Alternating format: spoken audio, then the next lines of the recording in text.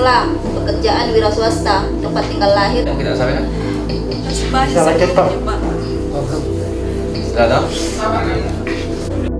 Pengorbanan saya selama ini mencari kebenaran sangat susah sekali di negara kita. Di institusi Polri ini sudah tidak ada yang jujur. Saya menilai kepolisian ini sudah seperti malaikat pencabut nyawa. Tapi daripada bapakmu jadi tumbalnya kepolisian Polda Sulsel, mending saya lepas bapakmu. Tapi dengan upaya saya mencari keadilan, memang iya percuma lapor polisi. Makanya aku bilang tidak ada nih polisi yang jujur. Tidak ada nih. Siapa sebenarnya yang terlibat? Kenapa susah sekali untuk diungkap? Kalau mau keluar dulu dari Bayangkari. Kalau mau keluar, ceraikan dulu suamimu. Bayangkari, terzolimi. Saya saja istri polisi mencari keadilan. Susahnya setengah mati. Saya sudah menyurat ke Komisi 3.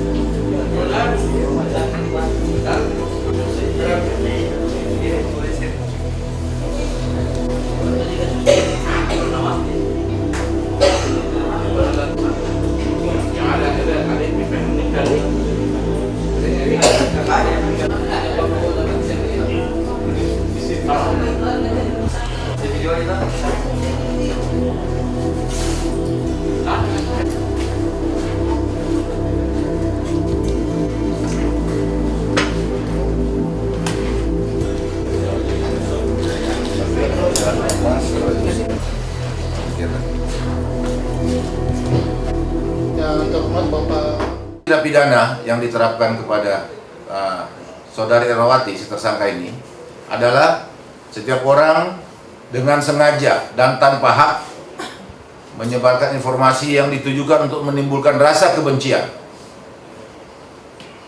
atau permusuhan individu atau kelompok. Kemudian mendistribusikan atau mentransmisikan atau membuat dapat diakses informasi yang memiliki muatan penghinaan atau pencemaran nama baik. Karena di sini juga dia sudah membawa nama pimpinan ya, yang kemudian isinya sama sekali tidak benar.